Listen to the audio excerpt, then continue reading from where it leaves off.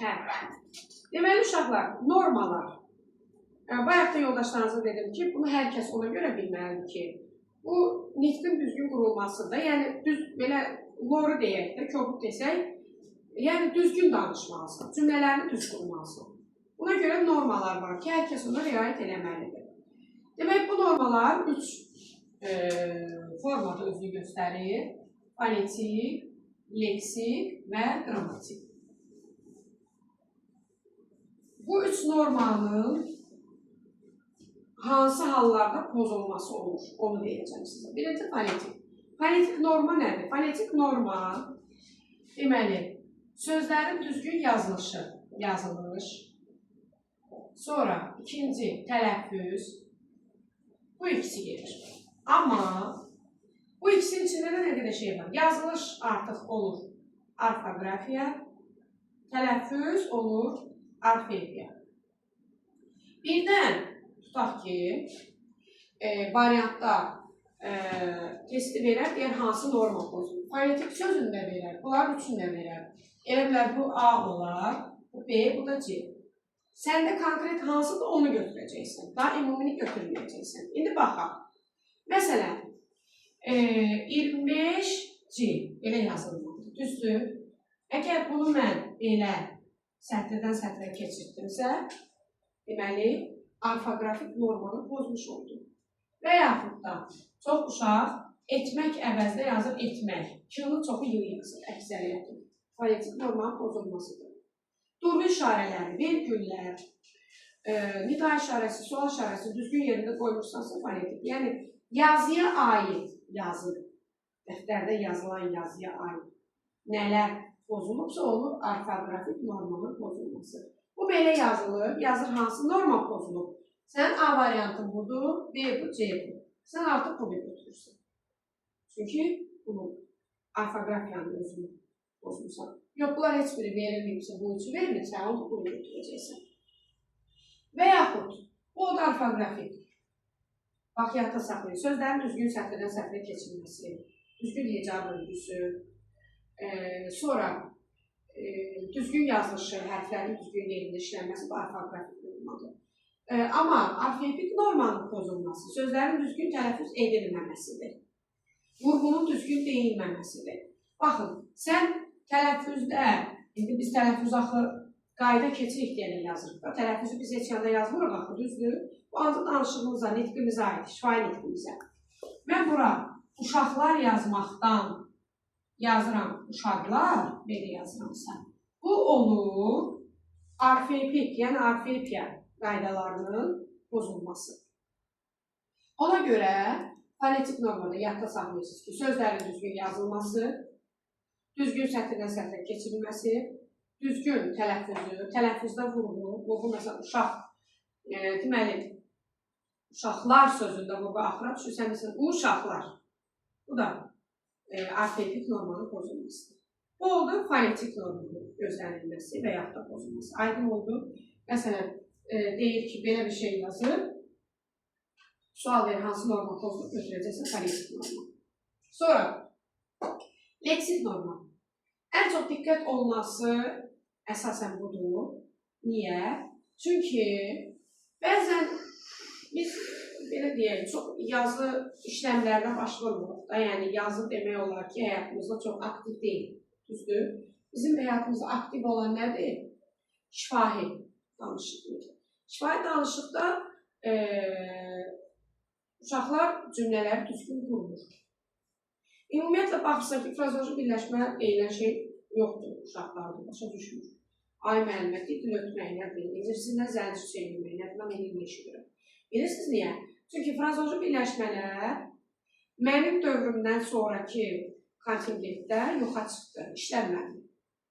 Bizdə frazeoloji birləşmələr evdə işləndiyinə görə biz bilirdik. Sizdə ki, o evdə işlənmir, ona görə yoxa çıxdı. O hissə öldü, bitdi, uşaqlar da onu başa düşmür.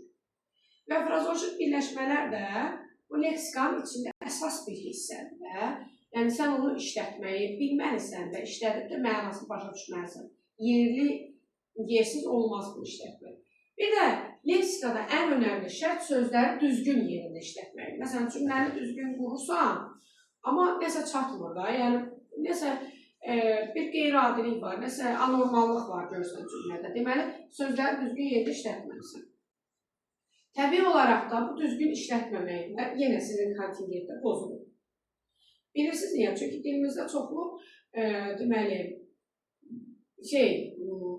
barbarizmlər var. Barbarizmdə sənin öz dilində həmin sözlər olurla sən başqa dildən yersiz istifadə edirsən. Fikir ver. Rus dili demək olar ki, yox dərəcəsindədir Azərbaycan sektorlarında, bölmələrində. Amma Azərbaycan bölmələrində uşaqlar Rus dilində sözlər işlədirlər ki, mənasını bilmirlər. Və bu da barbarizm adlanır. Barbarizmdən də əlavə, yəni ümumiyyətlə bunun axtarsan heç tərcüməsi yoxdur, yersiz bir şeydir. Və bu da uşaqların düzgün cümlə qurma vərdişlərini itirir.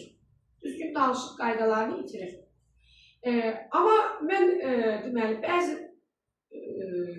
elm sahələrində də düzgün qurulmayan cümlələr görmüşəm. Daha doğrusu sözlərin düzgün yerinə işlənməməsi. Məsələn, xüsusən oftalmoloqlar, göz həkimləri eynəyi tax əvəzinə deyir, eynəyi geyin. Geyinmək paltara aiddir, paltar geyinə bilərsən. Və yaxud da Qarabağ zonasında eşitmişəm, işığı söndür əvəzində işığı keçir. Keçirtmək bilirsiniz nədir? Belə mən sizə onun ən çox işlənməsini, elə bil ki, belə başa düşün, yumru bir halqadır, halqanın üçün nəyəsə keçirdirsin. Keçirtmək odur. Yəni, keçirtmək sözünün düzgün mənası odur. Hətta yolu keçir. Amma işığı keçir, bu leksik normanın pozulması. O yəni düz deyil cümlə. Və yaxud da, anam başının üstündə durub əvəzində, desən başının yanında durub. Siz onun, belə deyək, lap xırdalığına gedib axtara bilərsiniz ki, ay mənim, başın yanında anlamı, ora uyğun gələ bilər hardasa. Amma bu bizim köhnə cümlə konstruksiyalarımız ki var. Konstruksiya sözünü başa düşürsünüz də, yəni bu detalları, hissələr, detallar olur, yığırlar, nəsə bir fiqur alırlar. Cümlə konstruksiyalarda olur ki, yəni biz heç vaxt belə deyək, başının yanında durub sözünü işlətməmişik, başının üstündə durub işlətmişik. Həm də ki, başın yanında da durmur. Çünki sən oturmursan belə, bu sənin başının üstündədir, məsafə olaraq da. Və yaxud da, nə deyim, at tutaq ki, it qulağını şəkliyin əvəzində sən ki, it qulaq asır. Söhbət yox, o da deməli, eyni mənaya gedib çıxa bilir. Amma qulaq asırı biz insan üçün işlətmişik. Qulağını şəkliyirik, məsələn, qulağını şəkləməyi biz insan üçün işlədə bilərik. Amma fakt orada it qulaq asır deyə bilməzsin, it qulağını şəkliyib deyə bilərsin. At qulağını şəkliyib deyə bilərsin. Bax, bu leksik normanın pozulmasıdır. Leksik normada sinonimlikdir, antonimlikdir. Bu qaydalara da riayət etmək lazım, düzgün yerdə işlətmək lazım. Məsələn, sən sinonim işlətməyə çalışırsan, burada eyni köklüyə fikir verirsən, antonimlər deyirsən, ağıllı, ağılsız antonimdir. Amma eyni köklü olduğunda antonim deyil. Və yaxud da bisavad, savadsız sinonim deyil, eyni köklü. Əgər bu qaydaları da pozursansa, bu da təbii ki, leksik normanın pozulmasını gətirib çıxarır. Amma mən indi dediyim hissədən sual düşmür. Yaxşı ki, bu mənim öz izahlarımın içində hissədir. Əsas burada düşür, baxırsan ki, söz burada düz yerində işlənməyib. O leksik normanın pozulmasıdır. Yadınızdadsa, bizdə bir mətin vardı. Musiqi sədalarından, musiqinin gözəlliyindən qulaqlar batırdı. Yadınızdadır, mətin vardı. Qulağı batırdı olmazdı. Qulaqlar, məsələn, coşa gəlirdi, insana xoş gəlirdi, insana zövq verirdi, belə işlədə bilərdi. Orada leksik norma pozulmaz. Qrammatik norma ən önəmlisi budur, ən çox işlənən budur. Qrammatik norma hansı hallarda pozulur? Birinci, söz sırası pozulması. Söz sırası odur ki, burada vahid qayda var. Xəbər axırda olmalıdır, mübtəda əvvəldə olmalıdır. Təyin varsa mübtədanın qarşısında ola bilər, təyin tamamlığın qarşısında ola bilər, bir də ismi xəbərin qarşısında ola bilər. Tamamlıq, deməli, dalbadal düzülə bilər, amma xəbərin yaxın yerləşir. Zərflik, tərz hərəkət zərflikdə xəbərin yanında gəlir, zaman zərfliyi əvvəldə də ola bilər. Amma əsas nədir pozulan? Xəbərin əvvələ keçməsi. Bayaq nə qədər cümlələri işlətdik. Yaşasın Azərbaycan xalqı, yox, Azərbaycan xalqı yaşasın. Gedirəm Bakıya, anama xəbər verməyə. Əslində deməlisən ki, Bakıya anama xəbər verməyə gedirəm. Baxın, burada da bir qanunluq var, təkcə xəbər deyil. Yəni, tamamlıq mübtədadan qabağa keçmir, mübtəda da öndə duran. Tamamlıq xəbərin yanında dayanmalı. Bu elə bir puzzle-dır. Puzzle-da hərəsi öz yerində oturmalı deyirlər. Tamamlıq xəbərin yanında olmalı, mübtəda əvvəldə olmalıdır. Xəbər də axırda olmalıdır. Bu, qrammatik normal pozulmazdır. Amma desəz ki, ay müəllim, elə cümlələr qurula bilməz mi? Qurulur. Məişətdə qurulur, əsərlikdə qurulur. Yəni, sən o uşaqlar işlədir, bayaq dedimi, barbarizm, zapret qoya bilməzsən. Bax, fikir verir, Rusca bilmir, amma zapret sözünü işlədir orada. Yəni, sən ona qadağa qoya bilməzsən ki, olmaz. Əsər yazıramsa, mən hər hansı bir şəxs əsər yazıram. Mən əsərdə istədiyim cür, hətta söyüş, vulqarizmləri istifadə edə bilərəm. Amma dediyim kimi, bəziləri başlı bəzi şeylər gedir. Bizdə Azərbaycan dilində leksikada vulqarizm deyilən şey var, bunlar söyüş, bayaq sözlərdir. Bunun həddi var. O həddən o tərəfə işlədə bilməzsin. Yəni, söyüş xarakterində alçaqdır, yekəbaşdır, əclafdır. Yəni, bu tipli də. Yəni, ondan o tərəfə ağırlar var, onu işlədə bilməzsən ki, bu vulqarizmdir. Amma indi yenə sual verə bilərsin ki, ay müəllim, mən bir özündən, sözündən deyən biriyəm, mən əsər yazıram. İstədiyim söyüşü yaza bilmərəm, yazarsın, heç kimsə nə mani ola bilməz. Onu da deyim sizə. Və yaxud da əsərlər var ki,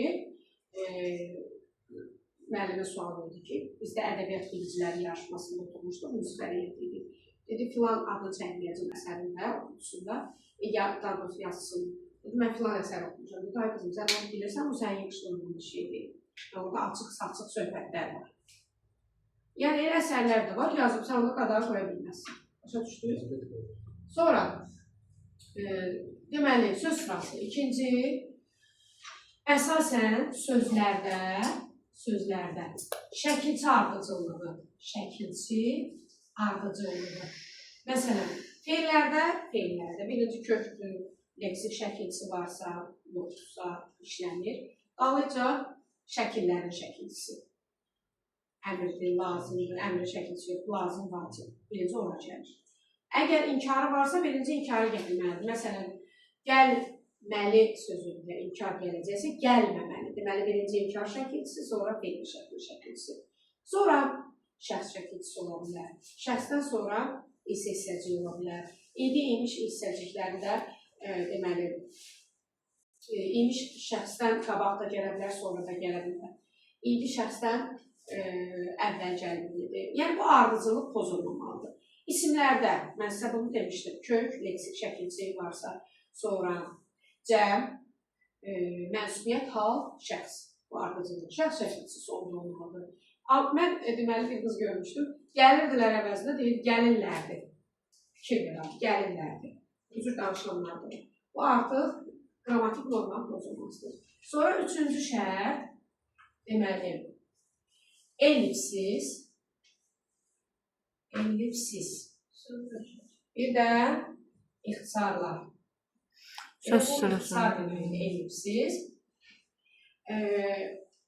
Deməli, əslində ellipsiz ixtisar deməkdir, şəkilçilərin və sözlərin ixtisarı. Amma bu, mən deyərdim ki, cümlələrə bir gözəllik qatır. Bax, söz sırasının pozulması da, fikrimiz burada olsun, söz sırasının pozulması da ellipsizdə. Mənim fikrimcə, cümlələri gözəllik qatır. Yəni, hər şeyi qaydası ilə deyəndə biraz maraq olur.